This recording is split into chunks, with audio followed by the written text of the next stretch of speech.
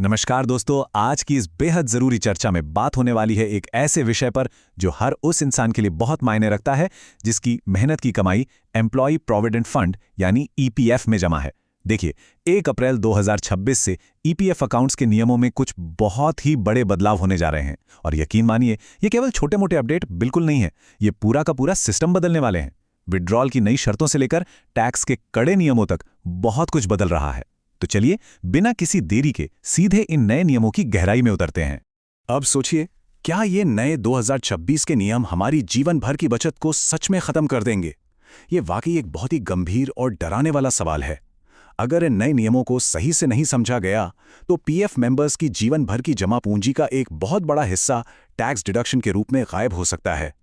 जरा सोचकर देखिए, मुश्किल वक्त में अपना ही पैसा निकाला जा रहा हो और अचानक पता चले कि उसका एक बड़ा हिस्सा भारी भरकम टैक्स में कट गया है। ये कोई मनगढ़ंत कहानी नहीं है, बल्कि नए इनकम टैक्स एक्ट 2025 के तहत आने वाली एक कड़वी सच्चाई है। इसीलिए सही जानकारी होना ही इससे बचने का इकलौता तरीका है। तो चलिए, एक नज़र डालते हैं आज के इस विश्लेषण के मुख्य बिंदुओं पर ताकि हम अपने फंड को सुरक्षित रख सकें। पहला, नए 2026 ईपीएफ विड्रॉल नियम। दूसरा, टैक्स की देनदारी यानी पीएफ बनाम पेंशन। तीसरा, ईपीएफ टीडीएस दरों को समझना। चौथा, कैसे फॉर्म 121 लेगा 15G और 15H की जगह। और आखिर में सबसे अहम, स्मार्ट टैक्स सेविंग रणनीतियां।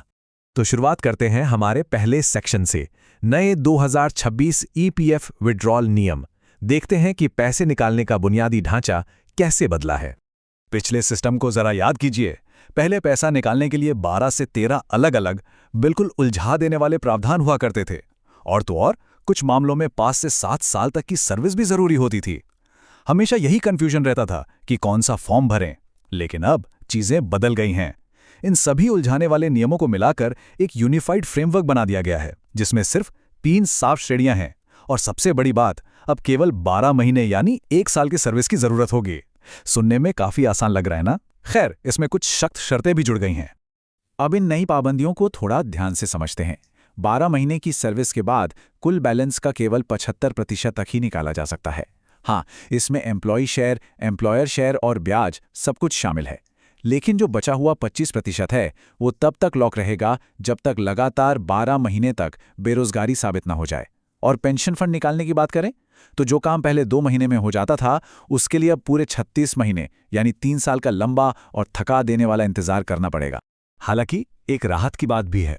75% के इस लिमिट के कुछ अपवाद भी हैं। जीवन की कुछ खास परिस्थितियों में, जैसे कि मेडिकल इमरजेंसी, 55 साल की उम्र के बाद रिटायरमेंट, कंपनी द्वारा छटनी, स्वैच्छिक रिटायरमेंट यानी वीआरएस, या फिर हमेशा के लिए देश छोड़कर विदेश बसने के मामलों में सरकार ने अभी भी 100% पैसा निकालने की अनुमति दी है। चलिए, अब बढ़ते हैं दूसरे सेक्शन की तरफ, टैक्स की देनदारी, पीएफ बनाम पेंशन। ये स्लाइड बहुत ही दिलचस्प है क्योंकि ये बताती है कि सरकार फंड के किस हिस्से पर टैक्स लगाती है। टैक्स का गणित कुछ इस तरह काम करता है। अगर किसी भी मेंबर की लगातार सर्विस 5 साल से कम है, तो कर्मचारी का अपना योगदान, कंपनी का योगदान और उस पर मिला हुआ ब्याज, ये तीनों हिस्से पूरी तरह से टैक्सेबल होते हैं। इन्हें आमतौर पर फॉर्म 19 के जरिए निकाला जाता है। लेकिन सबसे कमाल की बात यह है कि ईपीएस यानी पेंशन का हिस्सा, जिसे फॉर्म 10C से निकालते हैं, उस पर कभी कोई टैक्स नहीं लगता। अब दिमाग में ये सवाल आ सकता है कि भाई, पेंशन टैक्स फ्री क्यों है? इसका लॉजिक बिल्कुल सीधा है। सरकार का नियम है कि वो जिस पैसे पर ब्याज देती है, टैक्स भी उसी पर काटती है। क्योंकि पेंशन वाले हिस्से पर सरकार की तरफ से कोई ब्याज नहीं मिलता, इसलिए वो उस पर कोई टैक्स भी नहीं लगाती। ये सच में एक बहुत बड़ी राहत है। आगे बढ़ते हैं तीसरे सेक्शन की ओर, जो कि बहुत महत्वपूर्ण है, ईपीएफ टीडीएस दरों को समझना। यहां हम नए इनकम टैक्स एक्ट 2025 के कड़े नियमों की बात करेंगे। टीडीएस की डराने वाली दरों पर बात करने से पहले एक बहुत ही सुकून देने वाला नियम जान लेना चाहिए। नए कानूनों के तहत भी टीडीएस केवल तभी कटता है जब नौकरी छोड़ने के बाद फुल और फाइनल सेटलमेंट क्लेम किया जाता है। अगर नौकरी करते हुए बीच में किसी ज़रूरत के लिए एडवांस निकाला जाता है, तो उस पर कभी भी कोई टीडीएस नहीं लगता। अब जरा इस चार्ट को देखिए। अगर सर्विस 5 साल से कम है और विड्रॉल अमाउंट 50,000 रुपये या उससे ज्यादा है, तो 3 अलग-अलग टैक्स ब्रैकेट बनते हैं। पहला, अगर पैन कार्ड लिंक्ड है और नया फॉर्म 12(1) भरा गया है, तो 0% टीडीएस। दूसरा, पैन कार्ड तो लिंक्ड है लेकिन फॉर्म नहीं भरा, तो सीधा 10% टीडीएस। और तीसरा, जो सबसे खतरनाक है, अगर ईपीएफ अकाउंट से पैन कार्ड लिंक ही नहीं है तो भारी भरकम 34.608% टीडीएस कटेगा। 34.608%। इस नंबर की गंभीरता को समझिए। मान लीजिए कोई व्यक्ति 5 साल से कम सर्विस के बाद अपना 1 लाख रुपए निकालता है और गलती से उसका पैन कार्ड पीएफ अकाउंट से लिंक नहीं है। जानते हैं क्या होगा? लगभग 34,608 रुपए टैक्स के नाम पर साफ हो जाएंगे। सीधे तौर पर मेहनत की कमाई का इतना बड़ा नुकसान, वो भी सिर्फ एक पैन कार्ड लिंक न होने की वजह से।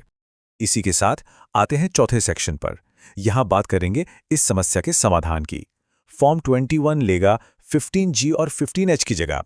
1 अप्रैल 2026 से यही हमारी नई ढाल बनेगा। पुराने समय में उम्र के हिसाब से अलग-अलग फॉर्म भरने पड़ते थे। 60 साल से कम उम्र वालों के लिए फॉर्म 15G और 60 साल से ऊपर वालों के लिए फॉर्म 15H। लेकिन अब इन दोनों पुराने फॉर्म्स की पूरी तरह से छुट्टी हो जाएगी।